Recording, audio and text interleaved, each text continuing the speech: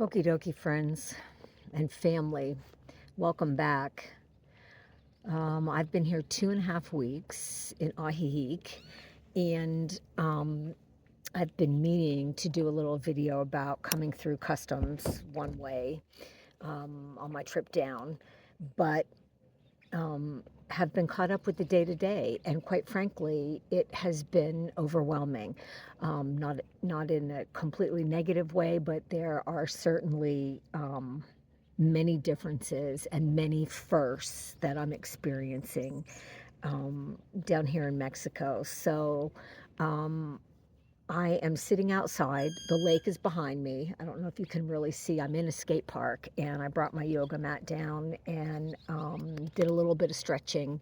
There are many people walking on the sidewalk this morning. It's called the Malecon, and the little neighborhoods and towns down here all have little cement sidewalks along the lake, so it's a great place to get out and exercise. So let's talk about flying down one way. I left Albuquerque on Delta, connected in Salt Lake City to Aeromexico, came down into Guadalajara.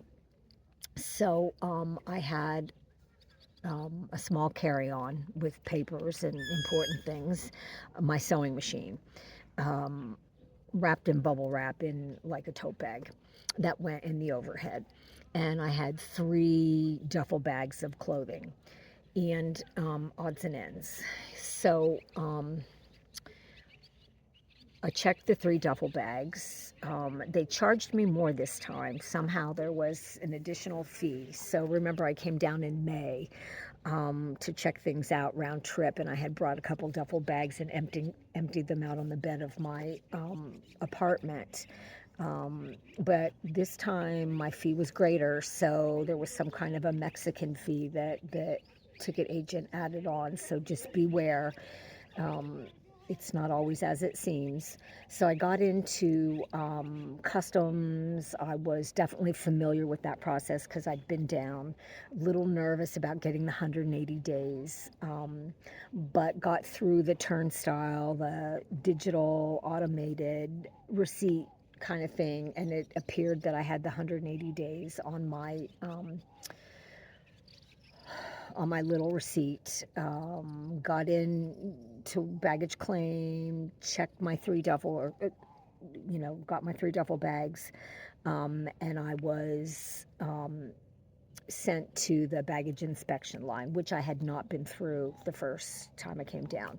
So I requested someone that spoke English, and I got a nice young man that was helping me and a woman, and they opened my bags, and I had zip tied them. So I had like a little nail clipper with me. So I pulled that real quick out of my carry-on, and I clipped the little zip ties so they could get in there. The only thing that they questioned me, I had bought a pair of shoes that I had not worn. They were on sale, and so I had bought a pair of shoes, and they were questioning me about how much I paid for the shoes. And it was, at first I thought, oh, he is admiring these shoes, but he explained to me that new goods coming in, um, you need to declare if it's over 500 US dollars, which I didn't spend over $500 for these shoes. But I know now that if I'm buying anything new, like shoes, make sure I wear them a little bit at home so they look worn, right? That's what they need to see. Cut your tags off of anything. They don't want it to appear that you're reselling, I guess. So, okay, got my stuff, got outside.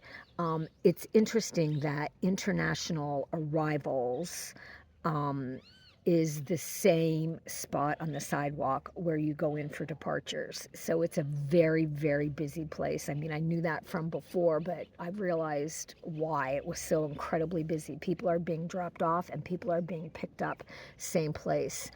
Um, so I was quite early. I had arranged for a driver to pick me up, and I was like an hour and 15 minutes early, and I didn't mind waiting because it was um, great people watching.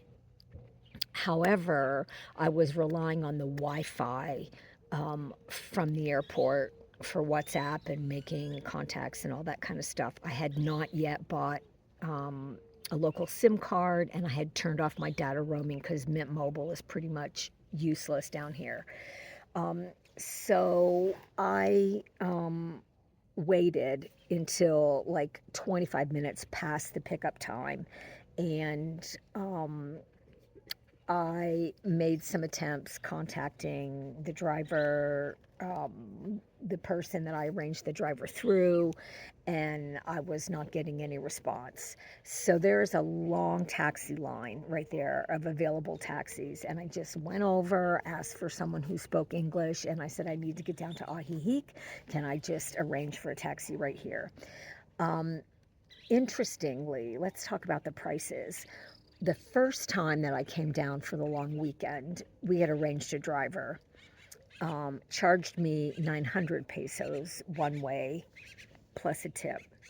When we came back to the airport that weekend, it was a different driver we arranged, charged me 700 pesos plus the tip.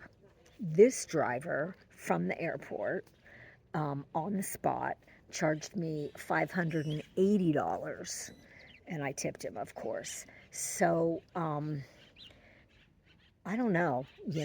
I just think next time I come down, I'll definitely come down. I just won't make arrangements. I'll just walk right out. I won't have to do any waiting. Just get the cab and come on down. So I am going to see the immigration attorney today. I want to show her my little receipt. I've scanned the QR code and downloaded the official form, and I'm going to see if she'll print that out for me. I do have 180 days. So that means come January, I'll be flying back up to Pennsylvania. Um, many other things. It's been a very full 2.5 weeks. There have been moments of anxiety. There have been moments of extreme elation. I will fill you in. I'm making a lot of contacts. Someday I'm going to figure out how to do a thumbnail for these videos, and maybe it won't look so sketchy. It'll look a little more professional, and I'll be a little more motivated to keep it up to date. But anyway, that's it for now. Thanks for joining in the conversation. Hopefully this information is helpful. If anybody stumbles across this that wants to head down to Mexico, maybe I'm providing a little bit of information that might be helpful. Don't hesitate to comment and give me a heads up or whatever. So love you all back home, family and friends. Talk to you soon. Bye.